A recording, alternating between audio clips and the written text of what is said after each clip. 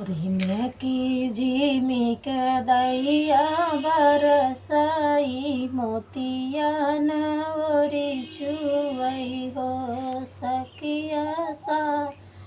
पियावा हमारे लखपति की नैया हमारी केवाई हो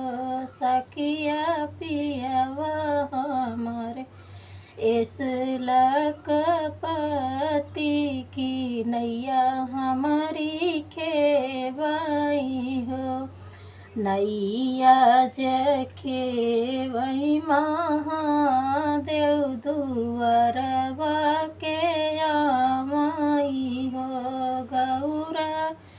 आंगने के रतुली पलंगिया ओ बरियलाई दासे हो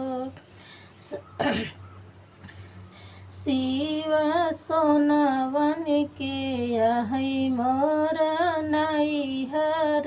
रुपिया के वाड़ी लगई रुपिया के वाड़ी लगई हो महादेव सात बीरन कई बाहिनिया ओ बरिया कई सैदा से हो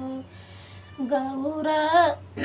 इतनी बचनिया जे सुने महादेव सुन मोरे गौराई हो गौरा हमारे कहने से तू दास हो पापा के यही दुलारी ते माया के प्यारी ते हो शिव बीरना के यही बड़ी लाडली ओ वरिया कैसे दास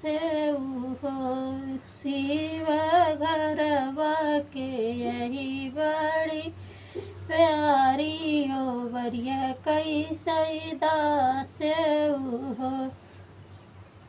गौरा चल जबई हम जब बनवा तपी से पछतावी हो इतनी बचनिया जे कहे महादेव बन के सिधारेनी हो गौरा अंगल जंगल छानी उमारिनी पर्वत हेरिनी हो गौरा बैठी मड़ैया के बिचवा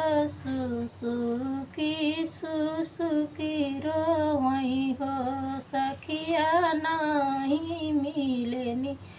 महादेव कहवा हम ढूढ़ी हो नदिया के तीरे बैठई सखियत जुतिया बारत करई जुतिया हन देव पूजयो